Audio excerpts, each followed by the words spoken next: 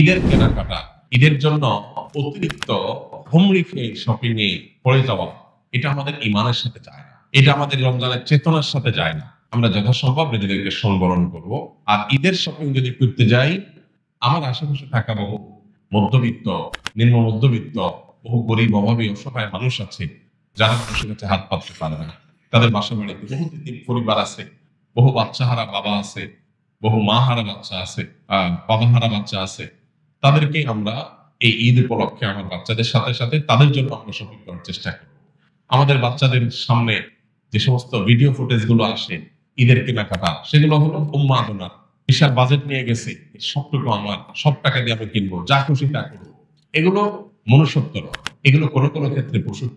মনুষ্যত্ব হলো যে আমি আমার ঈদের বাজেট দিয়ে এটা কিনবো আমার জন্য, এটা কিনবো আমার প্রতিবেশীর জন্য, এটা কিনবো আমার গরিব বন্ধুটার জন্য, এটা কিনবো আমি আমার অমুক আত্মীয়ের জন্য। সবাইকে আমার ঈদের আনন্দের সামিল করার চেষ্টা করবো। আমাদের মুসলমানদের ঈদ হলো ত্যাগ এবং ভোগ, এই দুইটা সমন্বয়ের নাম। শুধু ভোগ এটা কখনো ঈদ হতে পারে না। মুসলমানের ঈদে অন্তত শুধু ভোগ থাকতে পারে না। বিধায় আমাদের ঈদের আনন্দের জন্য শুধু আমাদের জন্য না হয়, আশপাশের জন্য হয়। আমাদের বাজেটের একটা অংশ যেন অন্যদের সঙ্গে শেয়ার করে আমরা করতে পারি। বাকাউতি করা, গর্ব করা এবং অন্যদের সাথে কম্পিটিশন করা, এটা কোনো আমাদের ঈমানের সাথে যায় না। আল্লাহ আমাদেরকে বোঝার তৌফিক দান করুন।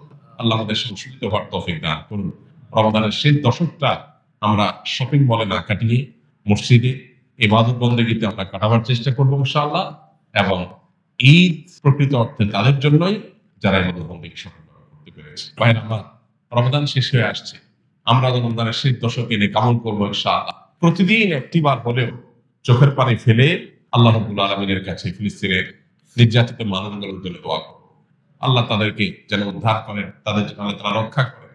আর আমাদের যে ভাবলেশহীনতা, আমাদের যে এ সম্পর্কে একেবারে দায়িত্ব জ্ঞানহীন আচরণ, আল্লাহ যেন আমাদের এই আচরণটাকে পরিবর্তন করে দেন।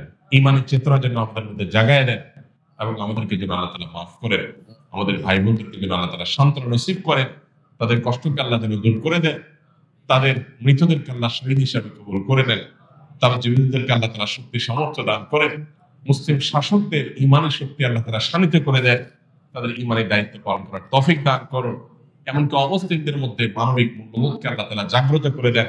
তারা যেন এই বিশ্বের ইতিহাসে সবচেয়ে বর্বরচিত অমানবিক আচরণের বিরুদ্ধে লড়াই করতে পারেন। এই বিশ্বের একজন বাসিন্দা হিসাবে আমাদের লজ্জা পাওয়া উচিত। আমরা শত শত কোটি মানুষ, পৃথিবীর ছোট্ট একটা ভূখণ্ডের মানুষদের প্রতি নির্যাতনের অত্যন্ত নির্মম চিত্র যুগ যুগ ধরে আমরা দেখে চলেছি। অথচ এই জালিম, এই খুনিদের হাতটাকে আমরা কেউ থামাতে পারছি না। এই পৃথিবীর বাসিন্দা হিসাবে আমাদের জন্য এটা সবচেয়ে বড় লজ্জা, সবচেয়ে বড় আমাদের জন্য আফসোসের এবং সবচেয়ে বড় অনুতাপের। আল্লাহ তাআলা আমাদের এই অক্ষমতাকে মাফ করে দিন। আমাদেরকে আল্লাহ তাআলা সক্ষমতা অর্জন করার তৌফিক দান করুন।